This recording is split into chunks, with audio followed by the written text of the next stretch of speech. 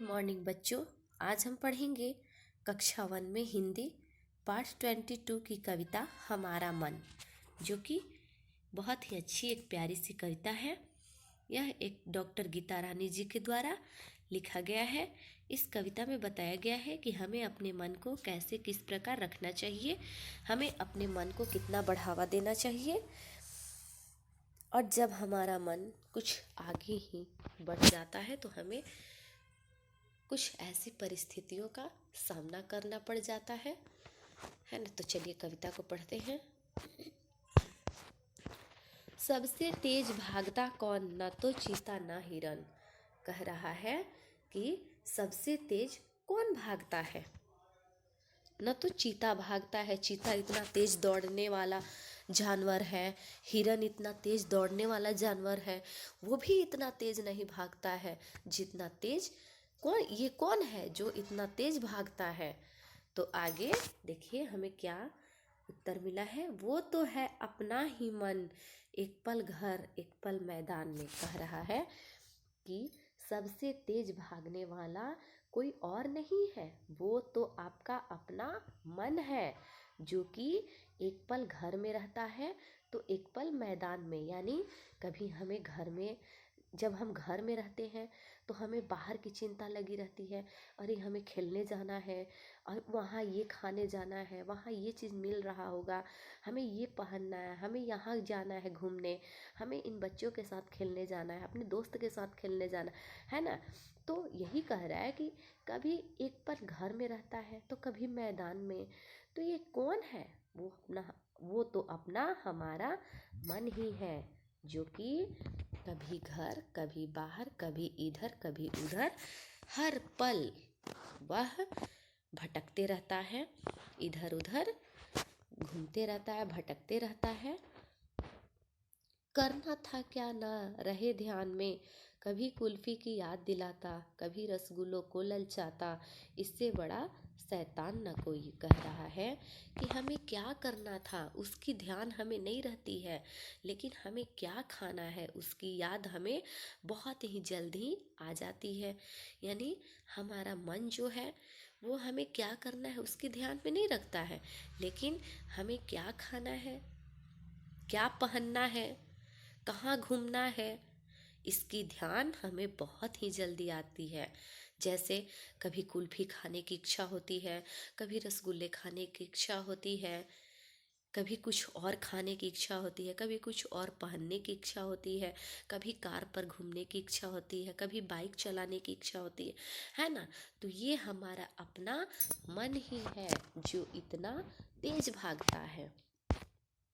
यदि इसे ना कोई समझाता आपस में झगड़े करवाता। कह रहा है यदि हम अपने मन को समझाकर बुझाकर अगर अपने मन पर कंट्रोल पाकर ना रखें तो ये हमारा मन जो है हमेशा किसी न किसी से आपस में झगड़े करवाते रहता है।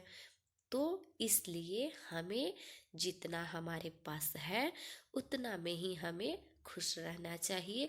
जितना हमारे पेरेंट्स हमें दे रहे हैं पढ़ने के लिए, खाने के लिए, हमें उतना में ही खुशी से रहना चाहिए। हमें कभी लालच नहीं करना चाहिए एक दूसरे की चीज़ों को देख करके। इससे क्या होता है, इससे हमारा मन जो है और आगे की तरफ और चाह में पड़ते जाता है, जिसका कि हमारे पेरेंट्स उतना हमें दे नहीं पाएंगे, और हमारा मन जो है और पाने की इच्छा करता है। इसलिए हमें अपने मन को हमेशा समझा बुझा कर कंट्रोल करके रखना चाहिए। ठीक है। हर पल भागे दौड़े उचके, टीका ध्यान यह पढ़ने न दे। यानी हमारा मन जो है इतना चंचल है कि वो हर समय भाग दौड़ने, खेलने कूदने, यानी खाने पीने घूमने के चक्कर में रहता है। कभी भी हमारा ध्यान पढ़ने में नहीं लगता है, यानी पढ़ने का हमारा मन जो है नहीं करता है। हर समय हमें कुछ ना कुछ खेलने के लिए, कुछ ना कुछ खाने के लिए, पहनने के लिए, घूमने के लिए, दौड़ने के लिए, यानी हर समय हमारा मन जो है बाहर की दुनिया में ही, बाहर की चीज़ों में ही लगता है और पढ़ाई में ध्यान हमें कभी नहीं लगता है, मन नहीं लगता है। इसलिए इसे समझा कर रखना, वरना पड़ेगा कड़वा फल चखना। कह रहा है कि यदि हम अपने मन को समझा कर बुझा कर, यानी अपने मन को बढ़ावा न दे कर के अगर हम न रखें तो हमें बहुत बड़ी परिस्थितियों का सामना करना पड़ जाएगा। जैसे मान लीजिए कि हमें कभी मन कर दिया कि हमें कार पर ही घूमना है, हमें ये चीज़ मतलब हमें बहुत अच्छी महंगी कपड़ा पहनना ही है और उतना हमारे पेरेंट्स नहीं दे पाएंगे, नहीं दे सकते हैं, तो उसके लिए क्या चीज़ पर हम उतर आते हैं? चोरी करने पर, है ना, गलत व्यवहार, गलत काम करने पर अगर उतर आते हैं तो हमें इसकी बहुत बड़ी सज़ा मिल सकती है, बहुत बड़ी परिस्थितियों का सामना करना पड़ सकता है। इसलिए हमें अपने मन को बच्चों उतना ही बढ़ावा देना चाहिए जितना कि हमारे पेरेंट्स हमारी इच्छाओं को पूरी कर सके, न कि हमें उतना नहीं बढ़ जाना चाहिए जितना कि हमें गलत काम करने पर मजबूर होना पड़े, है ना। तो इसलिए अपने मन पर कंट्रोल रखिए, काबू रखिए, और जो चीज़ हमारे बस में नहीं है वो चीज़ों को हमें नहीं करना चाहिए। जितना है उतना में ही खुश रहना सीखिए। तो चलिए आप कविता को पढ़िए, समझिए। आगे के कुछ प्रश्न उत्तर हैं, इन्हें हम लोग कंप्लीट करते हैं।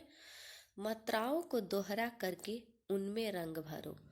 बच्चों, ये जो मात्रा है ना, इसमें आपको रंग भरना है। जैसे ये देखिए, यहाँ डबल मात्रा किया गया है, तो इसी प्रकार से आपको यहाँ सिंगल मात्रा है, इसी प्रकार से आपको ऐसे डबल मात्रा करना है और इसमें रंग भरना है। ठीक है, ऐसे।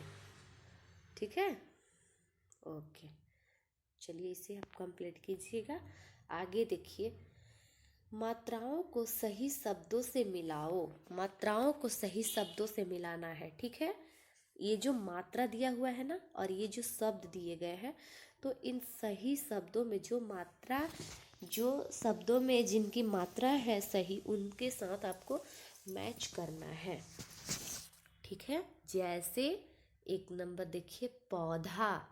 इसमें आप देखिए इसका मात्रा यहाँ कहाँ है, तो ये है, औ की मात्रा ये है ना, ऐसे मैच कर दे। आँख, इसकी मात्रा ये है।